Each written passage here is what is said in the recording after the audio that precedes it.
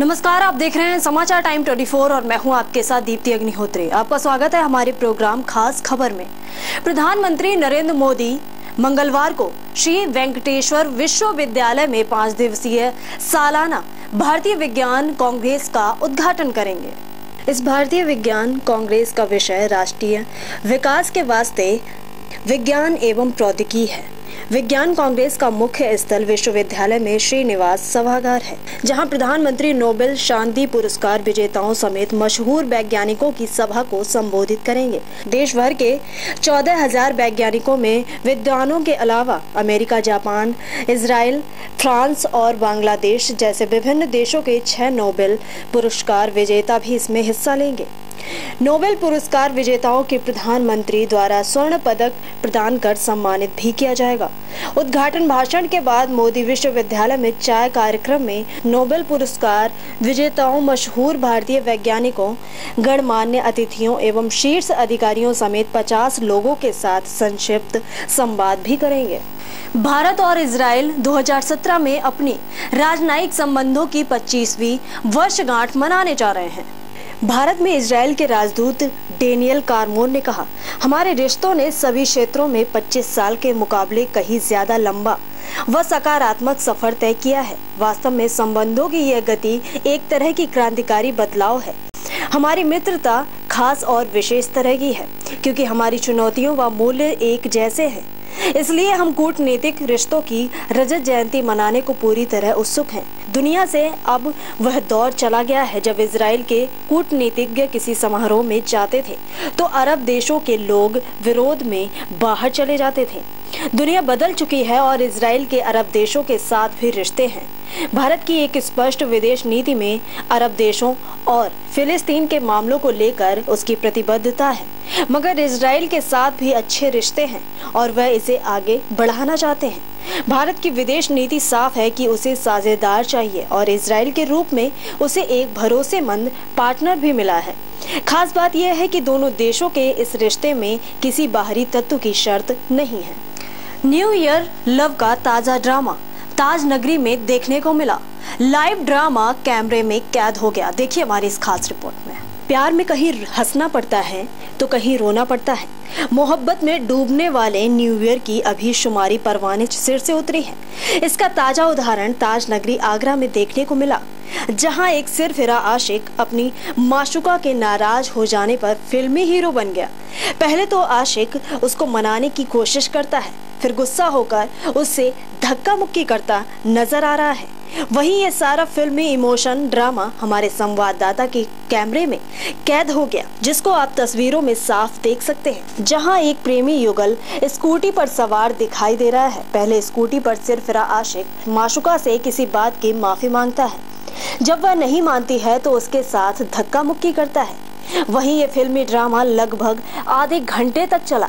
सड़क पर राहगीरों की नजरें इस कपल पर ही थी। सिरफिरा आशिक बहुत देर तक रोता रहा और अपनी माशुका को मनाने की कोशिश करता रहा। भगवान का रूप कहा जाने वाला टीचर बना जल्लाद। किताब न खरीद पाने की वजह से कक्षा 10 की छात्राओं के साथ की मारपीट। देखिए हमारी इस खास रिपोर्ट में। शिक्षा का मंदिर कहे जाने वाले स्कूल के प्रबंधक की एक खौफनाक तस्वीर सामने आई है। स्कूल टीचर ने कक्षा 10 की छात्राओं को केवल इस बात पर पीटा कि वो किताबें नहीं खरीद पाई।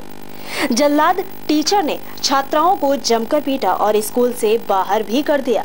पीड़ित छात्राओं ने पुलिस से मदद की गुहार लगाई। मामला आगरा थाना ट्रांस यमुना कॉलोनी के स्थित अंकुर इंटर कॉलेज में पढ़ रही 2 छात्राओं को किताब न खरीदना महंगा पड़ गया। जल्लाद टीचर ने दोनों की जमकर पिटाई की। इसके साथ ही उनको स्कूल से भी निष्कासित कर दिया गया। इस दौरान छात्राओं ने कहा कि किताबें न खरीदने की वजह से स्कूल प्रबंधक ने डंडे से दोनों को खूब पीटा है और उसके रिश्तेदारों से भी हमारे साथ मारपीट की है, जिससे हमारे गंभीर चोटें आई हैं। वहीं इस मामले में एसपी सिटी सुशील कुमार घुले ने बताया कि पीड़ित छात्राओं की तहरीर पर आरोपियों के खिलाफ मामला दर्ज कर लिया गया है।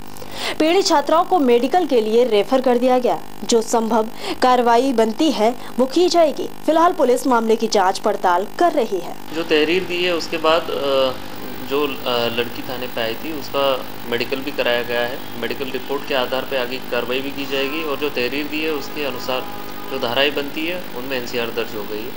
मेडिकल रिपोर्ट कराया गया है, मेडिकल रिपोर्ट के आधार पे आगे कार्रवाई हो जाएगी। सर आए थे पर पूछे किस को फोन किए तो हम समझे सर बाहर जा रहे हैं, बाहर तो गए नहीं, आके डंडा मारा पैर पर प्लास्टिक का तो हम शिकायत करने गए पेरेंट्स को, तो पेरेंट्स से बोलते हैं पेरेंट्स सामने कह रहे हैं हड्डी टूटी तो नहीं है अभी, तो अगर हमारे स्कूल में पढ़ोगे तो जांच ले लेंगे। किस स्कूल की घटना है ये? अंकुर इंटर कॉलेज। किसने डंडा मारा आपको? इंदर के साले ने। के पीछे मारा था, बुक के बारे में हमसे कुछ पूछा ही नहीं, पहले मारने लगे फिर बाद में पूछा। केंद्र सरकार जब से सियासत के मैदान में उतरी है तब से लगातार विपक्ष तमाशा करता नजर आ रहा है। दरअसल हम बात कर रहे हैं सूबे की सियासत पर। काबिज समाजवादी पार्टी की सपा का आरोप है कि केंद्र सरकार आम जनता को महंगाई के कटघरे में खड़ा कर रही है, जिसका अंदाजा इस बात से लगाया जा सकता है कि दिन प्रतिदिन महंगाई बढ़ती ही जा रही है। दाल, पेट्रोल और सब्जियों के दाम आसमान छू रहे हैं। तो वहीं पर ताज नगरी आगरा में सपाइयों ने मोदी सरकार पर अनोखा प्रदर्शन किया। सपाइयों ने पीएम मोदी का महंगाई का ड्रैगन बताया और पीएम मोदी के इस्तीफे की मांग की। साल पर जो पेट्रोल और डीजल और रसोई गैस की कीमत बढ़ाई गई है उसके विरोध में आज विरोध प्रदर्शन किया गया है। आज माननीय जिलाध्यक्ष श्री राम यादव के नेतृत्व में हमने गाड़ी खींचकर एक विरोध प्रदर्शन दर्ज कराया और आईओसी तक हम जाएंगे और वहाँ पर चाय बनाकर चाय बांटेंगे और देश के प्रधानमंत्री को आगाह करना चाहते हैं जो महंगाई दिनों दिन बढ़ रही है उसे रोकने में नाकाम रहे और केंद्र सरकार पूरी तरह विफल हो चुकी है और माननीय प्रधानमंत्री को नैतिकता के आधार पर इस्तीफा दे देना चाहिए। अब वक्त तो चला है छोटे से ब्रेक का। ब्रेक के बाद भी खबरों का सिलसिला जारी है। देखते रहिए समाचार टाइम 24।